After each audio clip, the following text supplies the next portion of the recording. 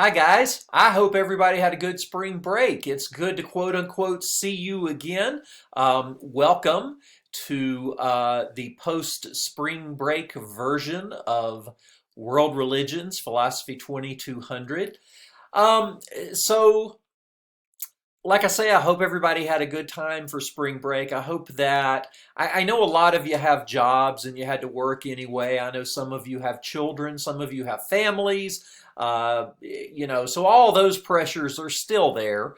But hopefully, having a little less pressure from your classes, especially mine, made last week a little less stressful and a little more enjoyable for you. Now we're getting back into it. And this week, you have one job as far as this class goes. This week, your one job is to prepare for and then take your midterm exam. Now, if you haven't done it already, you might want to go ahead and print out this study guide, which I have posted on the class site.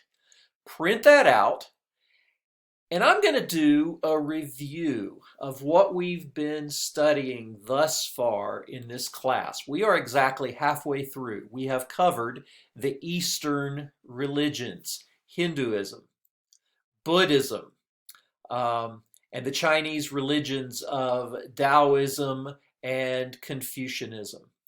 That's what we've covered so far. That's what your midterm is going to cover. I'm going to review those now.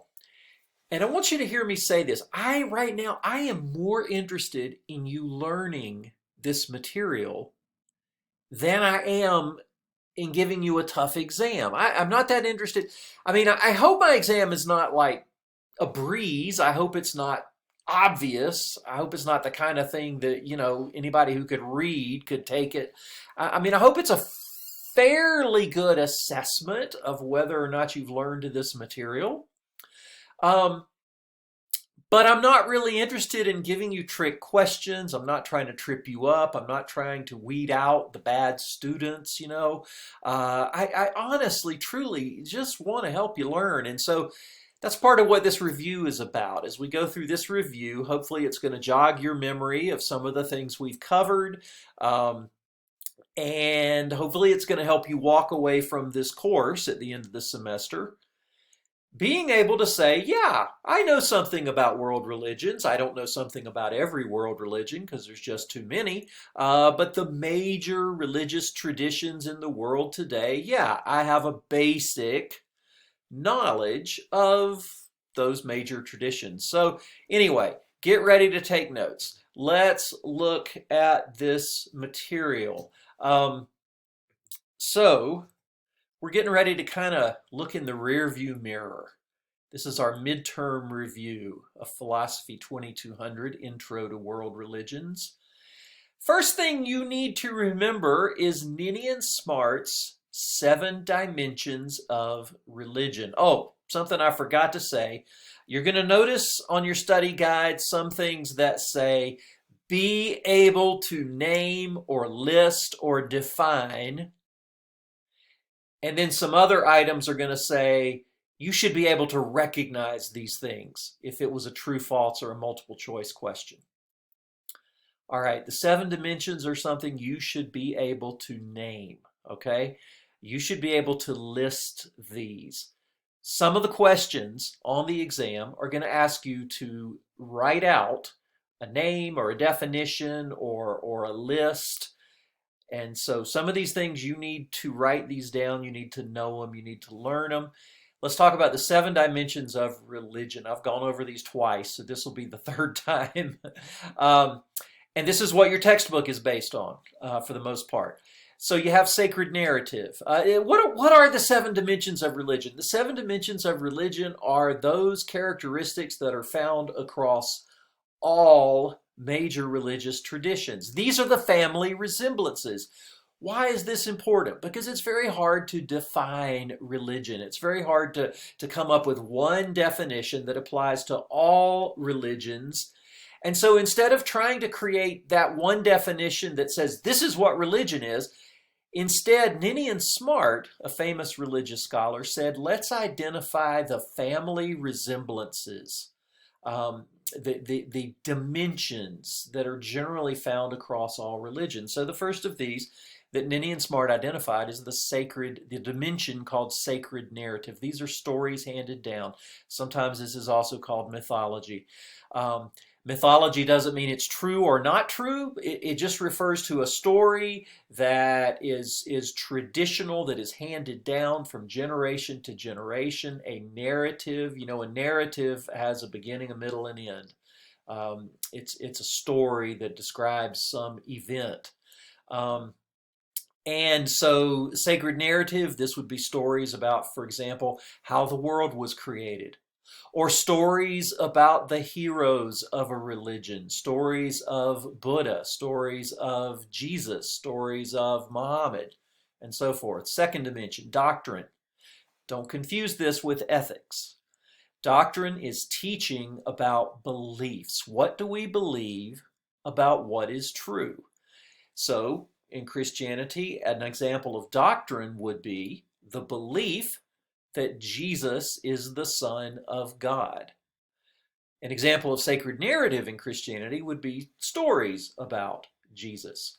Number 3, ritual. These are forms of worship, spiritual practices. These could be private spiritual practices like meditation or the practice of yoga. These could be public spiritual practices like baptism, Holy Communion in Christianity, coming together to read the Torah in Judaism, the 5 times daily prayer that you have in Islam. These are forms of worship, spiritual practices, things religions do to carry out their faith. And then the fourth one is institutional expression. Don't get confused about this. Institutional expression is how a religion organizes itself. And it includes things like, how do we decide who's a leader? I am an ordained minister in the United Methodist Church. That's an institutional expression. I had to go, through certain things, and I had to get approved, and I had to go through a ritual where they laid hands on me. How do you define membership? What are some of the institutional expressions, like, for example, monasteries where the monks and the nuns live and how they practice their faith? Some of the institutions like educational institutions where people go to study the religion. Okay, the fifth dimension, experience. Most religions lead to or value some kind of experience of the divine or experience of transcendent reality. So sensing the presence of God, feelings of awe, serenity, insight, enlightenment, the experience of going into a trance through meditation and experiencing that transcendental reality experience. And then number 6, ethics. Don't confuse that with doctrine. This is teaching about behavior. Doctrine's what do you believe? Ethics is what should you do? How should you behave? What is right? What is wrong? An example of an ethical teaching from Christianity would be love your neighbor as yourself. Do unto others as you would have them do unto you. Finally, this last one was added later after our textbook. Those first 6 are in our textbook. That's how the literature is organized in our textbook. Number 7, though, material, that has to do with the art and the architecture associated with a religion. This could be simple things that you hold in your hands, like a communion cup in Christianity, or a Torah scroll in Judaism. Or it could be the big things like church buildings and mosques and temples, and the large, it could be the art, whatever is material that's associated with a religion. That's the 7th dimension. Now you need to know those. So if you haven't written these down yet, pause the video and write them down. Here's another thing that you need to know. You need to understand the First Amendment of the Constitution of the United States of America, which begins with these words: Congress shall make no law respecting an establishment of religion or prohibiting the free exercise thereof. So there are two clauses that have to do with religion. The first of these is the Establishment Clause. Congress shall make no law respecting an establishment of religion. What does that mean? It means we're not going to have a state church. We are not going to have a government-established religion. Now, a lot of people think that this necessarily means that there is a wall of separation between church and state. That phrase is actually not in the Constitution. It was first used by Thomas Jefferson in a letter to some Baptist preachers explaining his philosophy that the government should not establish a religion, but that people should be able to exercise religion as a personal choice. So that's what the Establishment Clause means. And then we have the Free Exercise Clause, and that is simply the concept that the government is not going to stop people from exercising their religion within certain reasonable limits. Okay, if your religion involves human sacrifice, you're not going to get to do that, okay? You don't get to kill your neighbor and then say, well, this is my religion, is human sacrifice. No, you don't get to do that. But one of the recent battles that's happened in our courts regarding the free exercise of religion has been about the lockdowns, the shutdowns related to the pandemic. And courts in a lot of states have said the government does not have the right to tell churches and other religious institutions they cannot meet during the pandemic. The government can shut down schools. The government can close businesses or tell businesses they can only operate within certain capacities.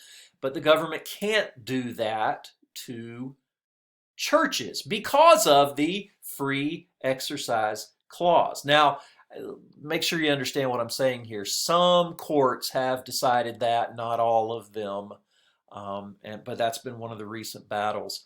The interesting thing about these two clauses of the First Amendment with relation to religion, a lot of court cases have sort of been almost a battle between the two clauses. We're not going to have a state church, number one, but we're not going to stop anybody from exercising their religion, number two. Sometimes it's almost as if these come into conflict with each other. You need to understand those two clauses of the First Amendment. What else? You should be able to define the key terms of Hinduism. If I ask you on the test, define this word, you should be able to write as a short answer these definitions. So get ready to mark these down. First of all, Brahman. Brahman is the absolute, the supreme reality. You could refer to Brahman as a Hindu conception of God. I would probably put God in quotes because it's not quite the same thing as God is understood by Jews and Christians and Muslims. But it is that ultimate supreme reality. In Hinduism, Brahman is not a personal God, more of a impersonal, transcendent reality. Next term you should know is Atman. That's your soul or yourself. The belief in Hinduism is that Atman continues on and is reborn. After your body dies, your Atman is reborn as something or someone else. Karma, this is the law of cause and effect.